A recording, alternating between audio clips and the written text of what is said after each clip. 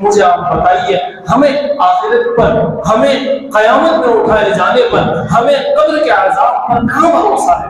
اگر ہمیں بھروسہ ہوتا میرے دوستو تو ہماری مسجد فجر میں ویران نہ ہوتی۔ اگر ہمیں بھروسہ ہوتا اور ہمیں اپنے والدین سے محبت ہوتی، باصرار یہ بات میں کہوں گا، آپ میں سے کئی لوگوں کو غصہ آئے گا کہ آپ کیسی بات کرتے ہیں، لیکن میرے دوستو پریکٹیکل میں بات کر رہا ہوں۔ ہمیں اپنے آپ سے محبت نہیں ہے، ہمیں اپنے والدین سے محبت نہیں ہے، مجھے معاف کیجیے گا، ہمیں قرآن سے محبت نہیں ہے، ہمیں سنت سے محبت نہیں ہے، ہمیں کسی طرح کا کوئی لینا دینا اپنے آپ سے نہ اپنے رب اشرح لی صدری ویسر لی امری واحلل عقدة من لسانی یفقهوا قولی اللهم صل على محمد وعلى آل محمد كما صليت على إبراهيم وعلى آل إبراهيم إنك حميد مجيد اللهم بارك على محمد وعلى آل محمد كما باركت على إبراهيم وعلى آل إبراهيم إنك حميد مجيد۔ محترم بزرگوں اور ملت کے نوجوانوں، اس پوری دنیا میں اللہ رب العزت نے انسان کو اشرف المخلوقات بنایا اور انسان کو بہت ساری نعمتوں سے نوازا، اور ان ساری نعمتوں میں سب سے عظیم نعمت، سب سے بڑی نعمت اگر کوئی ہے تو وہ ایمان کی نعمت ہے، اسلام کی نعمت ہے۔ اللہ رب العزت نے قرآن کریم میں ارشاد فرمایا اليوم اکملت لکم دینکم واتممت علیکم نعمتی ورضیت لکم الاسلام دینا۔ ہم نے اس دین کو، دین اسلام کو تمہارے لیے نجات کا ذریعہ بنایا، ہماری رضا کا ذریعہ بنایا، اور بس اب کسی طرح کا کوئی دین آنے والا نہیں ہے، اور اس دین میں کسی طرح کی کوئی زیادتی یا کمی ہونے والی نہیں ہے۔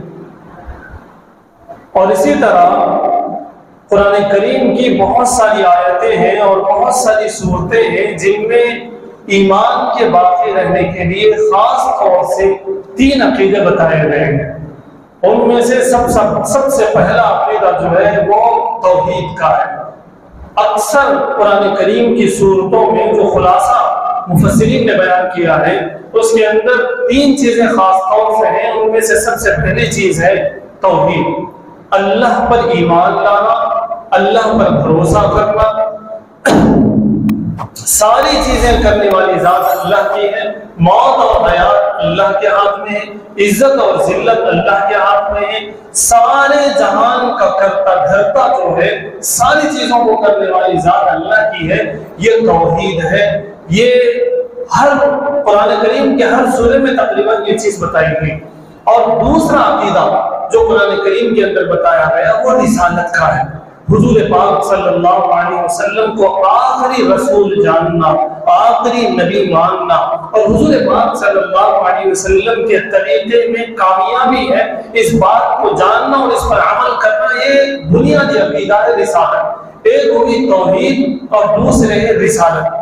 تیسری چیز جو تقریباً سبھی قرآن کریم کی صورتوں میں اکثر آیتوں میں جو بات بتائی گئی ہے وہ ہے قیامت کے دن پر ایمان لانا۔ یہ بہت اہم عقیدہ ہے۔ توحید، رسالت اور بعث بعد الموت، موت کے بعد اٹھائے جانے پر یقین رکھنا، بھروسہ کرنا، یہ بہت اہم عقیدہ ہے ایمان کا۔ حضور پاک صلی اللہ علیہ وسلم نے پچھلی کئی ساری قوموں کے بارے میں بتایا۔ کئی ساری قومیں بلکہ اکثر قومیں اس لیے تباہ ہوئی، برباد ہوئی، حالانکہ وہ اللہ پر ایمان رکھتے، حالانکہ وہ اس وقت کے نبی پر ایمان رکھتے، لیکن وہ موت کے بعد اٹھائے جانے پر یقین نہیں رکھتے، جس کی وجہ سے وہ تباہ ہوئے، برباد ہوئے۔ اللہ کے رسول صلی اللہ علیہ وسلم نے باضابطہ طور پر یہ بات فرمائی۔ دراصل یہ بات میں اس لیے بتا رہا ہوں اور اس موضوع کو میں نے اس لیے چنا ہے کہ آج ہمارے درمیان جو خرافاتیں ہیں، آج اولاد جو نافرمان ہیں، آج جو والدین اپنے بچوں کی صحیح تربیت کی طرف توجہ نہیں دیتے ہیں، آج بھائی بھائی میں جو لڑائی جھگڑے ہیں، آج پڑوسی اپنے پڑوسی کا خیال نہیں رکھتا، گویا کہ انسانوں میں سے انسانیت مر چکی ہے۔ ہم جہاں دیکھیں کرپشن ہے، ہم جس سوشل میڈیا پہ ہم جانے کی کوشش کریں وہاں کوئی نہ کوئی واردات ہے، کوئی اخبار ہم اٹھائیں کوئی نہ کوئی واردات ہے، ہم کسی سے ملاقات کر لیں ایسی ہی خبر ہمیں ملے گی کہ یہاں یہ ہو گیا، وہاں وہ ہو گیا، ایسا ہو گیا ویسا ہو گیا۔ ان کے علاوہ ہمارے پاس کوئی خبر آج کسی واسطے سے نہیں آتی۔ آخر اس کی وجہ کیا ہے؟ جبکہ اللہ رب العزت نے ہمیں ایسا ایمان دیا، ایسا اسلام دیا، ایسا مذہب دیا کہ جس سے صحابہ کرام جن کو یہ کہا جاتا تھا کہ تمہیں ان کو اونٹ چرانے نہیں آتا، یہ کہا جاتا تھا کہ انہیں بکریاں چرانے نہیں آتا، وہ پوری دنیا پہ ون تھرڈ دنیا پہ انہوں نے حکومت کی۔ حضرت عمر رضی اللہ تعالیٰ عنہ کے بارے میں یہ بات واضح طور پر کتابوں میں آتی ہے کہ ان کو ان کے والد یہ کہتے تھے کہ تم کیا کر لو گے، تمہیں تو اونٹ چرانے نہیں آتا، تم کیا آگے بڑھو گے، تمہیں تو بکریاں چرانے نہیں آتا۔ یہ بات حقیقت ہے۔ حضرت عمر فاروق رضی اللہ تعالیٰ عنہ اپنے قافلے کے ساتھ ایک جگہ سے گزر رہے تھے، وہاں قافلے کو رکایا اور وہاں نیچے اترے، پتھر پر بیٹھے، ٹہلتے رہے۔ حضرت عمر رضی اللہ تعالیٰ عنہ سے لوگوں نے پوچھا کہ امیر المؤمنین یہ کیا ہے، آپ ایسی کیسی حرکت کر رہے ہیں، کبھی آپ کو ایسا کرتے ہوئے ہم نے نہیں دیکھا۔ حضرت عمر فاروق رضی اللہ تعالیٰ عنہ نے کہا کہ یہ وہ جگہ ہے جہاں میں بکریاں چرانے کے لیے آتا تھا۔ خطاب میرے والد مجھے ڈانٹتے ڈپٹتے اور کہتے کہ تمہیں بکریاں چرانے نہیں آتا تو تم کیا کرو گے، آگے کیسے بڑھو گے۔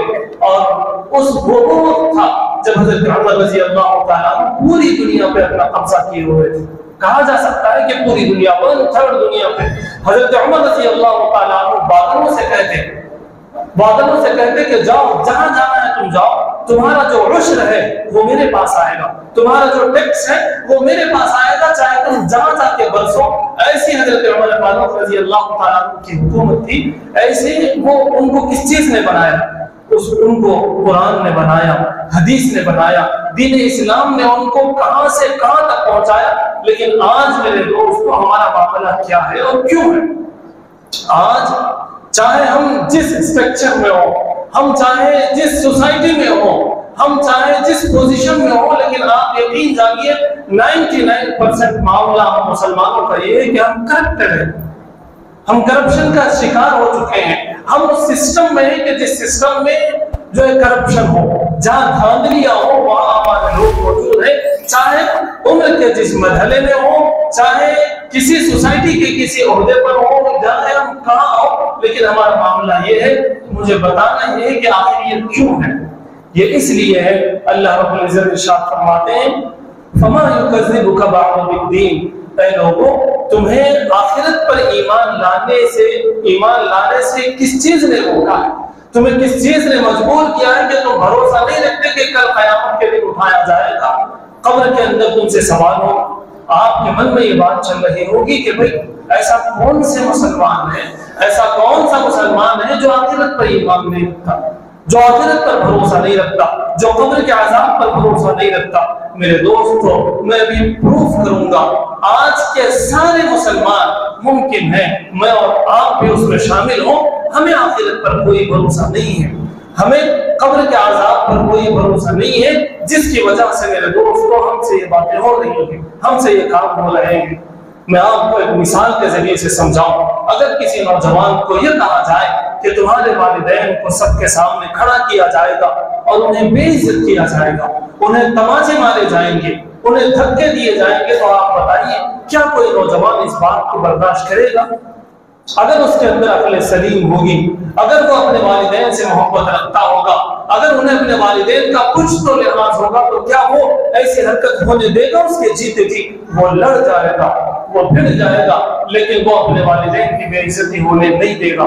لیکن میرے دوستو میں یہی بات کہنا چاہتا ہوں، اللہ کے رسول صلی اللہ علیہ وسلم نے ارشاد فرمایا کلکم راع وکلکم مسئول عن رعیتہ، ہر ذمہ دار اپنے ماتحت رہنے والوں کا بھی اس سے پوچھ ہوگی، اس سے سوال ہوگا، والدین سے سوال ہوگا اس کے بیٹے کے بارے میں، والدین سے سوال ہوگا اس کی بیٹی کے بارے میں، بڑے بھائی سے سوال ہوگا اس کے چھوٹے بھائی بہن کے بارے میں، سیٹ سے سوال ہوگا اس کے پاس کام کرنے والوں کے بارے میں کہ ان لوگوں نے کیا کیا کیا نہ کیا۔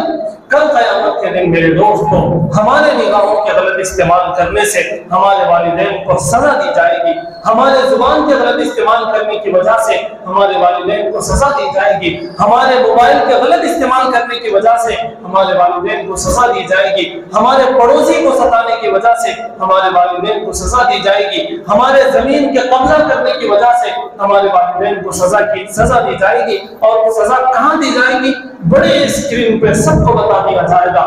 قیامت کا ماحول ایسا ہوگا، بعث بعد الموت کا معاملہ ایسا ہوگا، اللہ رب العزت جب سزا دیں گے، جب عذاب دیں گے تو ساری دنیا کے سامنے اعلان ہوگا، سب کے سامنے بڑی اسکرین گویا کہ لگائی جائے گی اور وہاں کہا جائے گا کہ اس کے بیٹے نے نگاہوں کا غلط استعمال کیا تھا، اس کو سزا دی جا رہی ہے، اس کے بیٹے نے زبان کا غلط استعمال کیا تھا، اس کو غلط سزا دی جا رہی ہے، اس کے بیٹے نے موبائل کا غلط استعمال کیا تھا، اس کو سزا دی جا رہی ہے، اس کی بیٹی نے پردے کا لحاظ نہیں کیا تھا اس لیے اس کو سزا دی جا رہی ہے۔ مجھے آپ بتائیے ہمیں آخرت پر، ہمیں قیامت میں اٹھائے جانے پر، ہمیں قبر کے عذاب پر کہاں بھروسہ ہے؟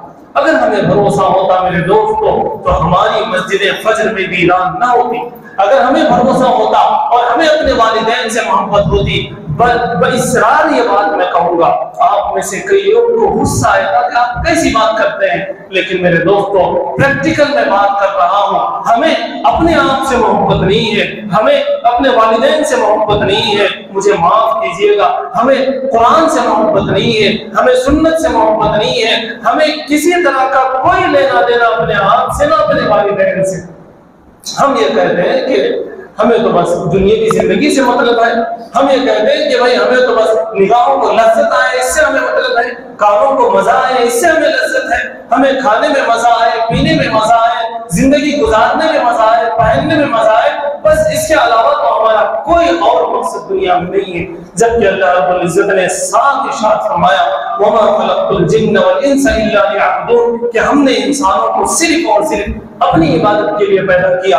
اللہ کے رسول صلی اللہ علیہ وسلم کے بارے میں بتایا گیا مَن يُطِيعِ الرَّسُولَ فَقَدْ أَطَاعَ اللَّهَ، جس نے اللہ کے رسول کی اطاعت کی اس نے اللہ کی اطاعت کی۔ لیکن میرے دوستوں ہمارا معاملہ یہ ہے کہ ہم اپنے نفس کی سنتے چلے آ رہے ہیں، ہم اپنے آپ کی سنتے چلے آ رہے ہیں، جہاں ہمیں اچھا لگے گا ہم جائیں گے، جہاں ہمیں دیکھنے کے لیے اچھا لگے گا وہاں ہم دیکھیں گے، ہم سوچیں گے کہ نہیں کہ اس طرف دیکھنا ہمیں جائز ہے یا ناجائز ہے، اس طرف ہمیں دیکھنے سے ہمارے آنکھوں کو گرم گرم سلاخوں سے داغا تو نہیں جائے گا، ہمارے والدین کو سزا تو نہیں دی جائے گی، اس طرف ہمارا ذہن نہیں جاتا۔ یہ کیوں؟ اسی لیے فَمَا يُكَذِّبُكَ بَعْدُ بِالدِّينِ، اللہ رب العزت ارشاد فرماتے ہیں کہ کس چیز نے تمہیں آخرت پر بھروسہ کرنے سے روک دیا ہے، کس چیز نے؟ آج ہمارا معاملہ جو ہے میرے دوستوں یہی ہے کہ ہم آخرت پر ایمان نہیں رکھتے، ہمیں بھروسہ نہیں ہے کہ ہمارے فجر نہ پڑھنے سے ہمیں پوچھ ہوگی، ہمارے فجر کے چھوڑنے سے ہمارے والدین کی پوچھ ہوگی، ہمیں بھروسہ نہیں ہے کہ ہمارے مال کے غلط استعمال سے، ہمارے زبان کے غلط استعمال سے، ہمارے نگاہوں کے غلط استعمال سے ہمیں عذاب ہوگا۔ اگر ہمیں یقین ہوتا، اگر ہمیں بھروسہ ہوتا کہ قبر میں ہم سے پوچھا جائے گا، قیامت کے دن ہمارے والدین سے پوچھا جائے گا، تو آپ بتائیے کیا ہم کوئی غلط حرکت کرتے؟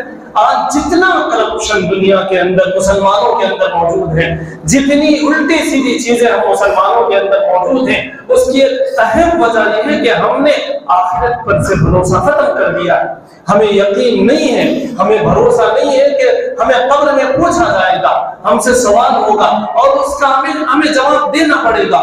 فَمَن يَعْمَلْ مِثْقَالَ ذَرَّةٍ خَيْرًا يَرَهُ وَمَن يَعْمَلْ مِثْقَالَ ذَرَّةٍ شَرًّا يَرَهُ۔ اللہ رب العزت نے قرآن کریم میں صاف کہہ دیا ہے کہ ذرہ برابر تم نے اگر نیکی کی ہوگی تو تمہیں اس کا بدلہ ضرور ملے گا، ذرہ برابر اگر تم نے ذرا سی اگر تم نے کوتاہی کی ہوگی تو اس کا بھی بدلہ تمہیں ضرور ملے گا۔